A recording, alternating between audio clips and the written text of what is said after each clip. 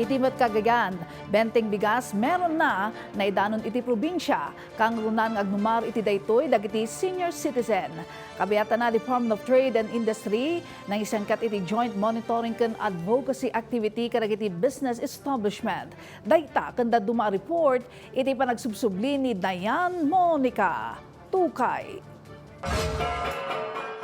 Iti Isabela, nakadaron matente benteng bigas meron na iti ili ti Burgos a panggap nga ilako kadagiti senior citizen.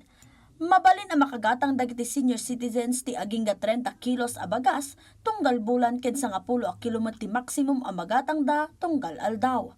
Impanamnama ti lokal a gobyerno a sumaruno ang makagatang dagiti PWDs, solo parents, manalon, mangalap, tricycle drivers, ken dadumpay a karaman iti indigent sector. Iti Nueva Vizcaya, dumanonan iti 443 a golden couples ti nakaawat ti 50,000 pesos at tulong pinansyal iti probinsya manipod December 2024. Pasat dayto iti enduring devotion ordinance ti lugar no sa dinno dagiti couples nga agtaltalined nga agkadua kas agasawa kalpasan ti 50 a tawen. Pamanok lang daytoy a mabigbigbig dagiti couples amang papatalined ti kompleto a pamilya. Sigun iti Provincial Social Welfare and Development Office, 600 a kanayunan nga aplikasyon ti may pasidong iti may kawalo a batch, dagiti benepisyaryo nga adan iti sidong ti validation ken panagproseso. Itimat Cagayan, indalwan ti Department of Trade and Industry tinaysayang kat a joint monitoring ken advocacy activity ijay Lambak, Cagayan. Pinasatan daytoy tinaduma-dumang ahensya ken business establishments tapno mabukol ti consumer network. Ti aktibidad kat pasat ti panakarambak ti World Consumers Rights Day. Panggap daytoy a may pasigurado nga agtulnog dagiti establishmento iti pagalagadan iti sidong ti fair trade laws, labor laws, ken dumapay a regulatory requirements.